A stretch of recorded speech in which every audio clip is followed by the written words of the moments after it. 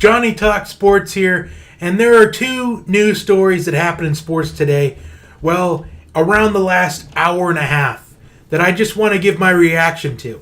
The first one, the Cleveland Browns signed Kareem Hunt, the former Kansas City Chiefs running back that was released by the Chiefs in late November, early December, for an alleged incident that took place during the last offseason in Cleveland, actually. And Kareem Hunt, it was only a matter of time before Kareem Hunt was signed by somebody else. I know that there are people that are going to say Kareem Hunt doesn't deserve another chance in the league.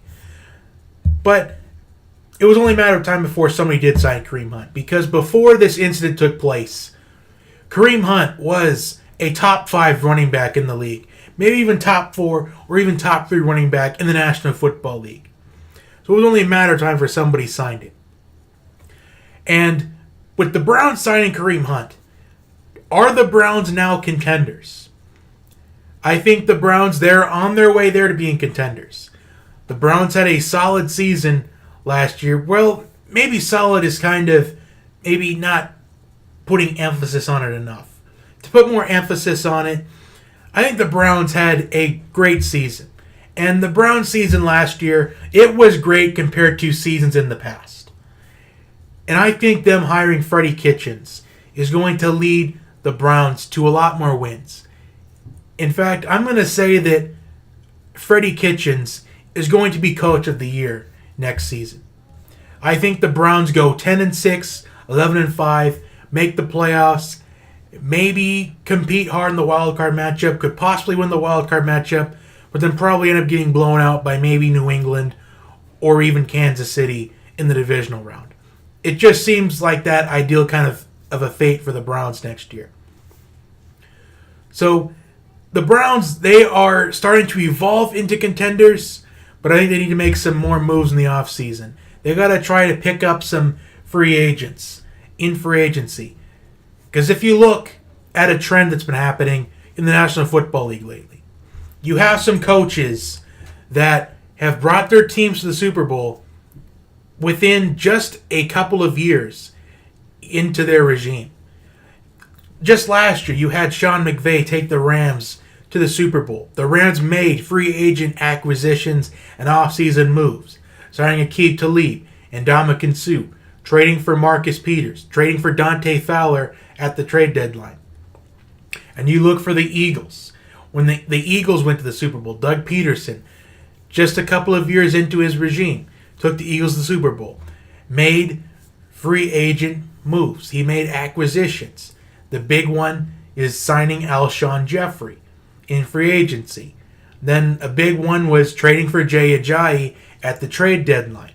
Making all of these free agent acquisitions and trade deadline acquisitions has been huge for teams lately. And the Atlanta Falcons, Dan Quinn, took the Falcons to the Super Bowl in his second year as the Falcons head coach. He made off-season moves, signing Taylor Gabriel, Alex Mack, and also having Kyle Shanahan as an offensive coordinator.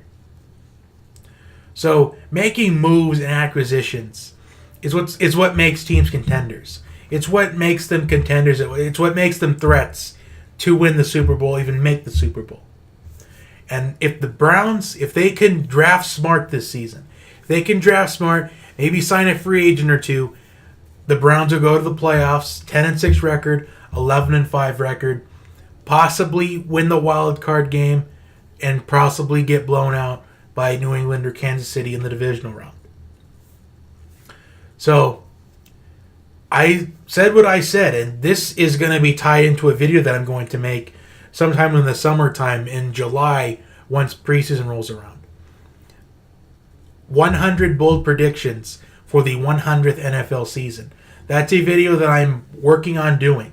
It's a video I'm going to release maybe in the summertime, just not sure exactly when. But one of the predictions will be Freddie Kitchens will win Coach of the Year. That's already one bold prediction out of the way. So I'm saying that right now. The Browns' backfield is the most lethal one in the NFL right now. Because you have young and up-and-coming running back Kareem Hunt, young and up-and-coming running back Nick Chubb, who had a great rookie season. And you have Duke Johnson. Although I still am suspicious on whether or not the Browns will trade either Nick Chubb or Duke Johnson. I could see one of them being traded for maybe a draft pick or two before the draft. I could see Duke Johnson getting traded to somewhere, like maybe the Falcons, because the Falcons, they're going to most likely move on from Tevin Coleman. Or maybe even get traded somewhere to maybe, I don't know, maybe the Jets or something. Or maybe even the Broncos or something. I could see Duke Johnson getting traded somewhere. In fact, if you had to ask me which Browns running back gets traded before the trade deadline, I would say it's most likely Duke Johnson if they trade anyone. Anyway, the second story that I want to give my reaction to. Kyler Murray announces that he is 100% on the path to the National Football League. And I already talked about in an early video when he declared for the draft. I already said what I said on it, that it made more sense for him to go the football route than the baseball route. Sure, you have the baseball route. You were drafted as a high prospect. You were drafted 9th overall by the Athletics. That's also a good thing.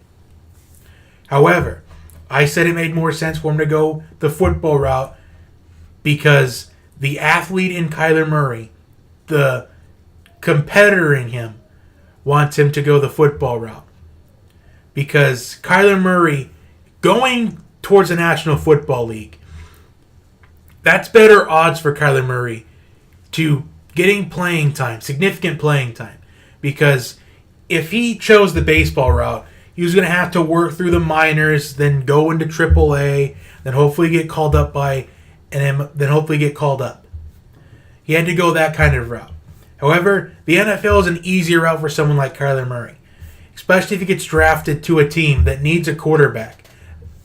Kyler Murray has a better chance of being a day one starter in the National Football League than he would ever seeing professional baseball. Because, like I just went over, the route for Kyler Murray as an NFL quarterback is a lot easier than him being a professional baseball player. Because choosing the baseball route, he has to start off in the minors, then AAA, then hopefully get called up. And that would be a longer process for him to go through than being an NFL quarterback. And depending on which team drafts him, he could easily be a day one starter. So, those are my reactions to both news stories that broke out today. Like, share, and subscribe. Share this with your Browns fans that you know and your Kyler Murray fans that you know. Anyway, I will see you next time. Have a good one, everyone. Also, by the way, my first mock draft is going to be sometime this week, just not during the day. All I do know is to look for it this week.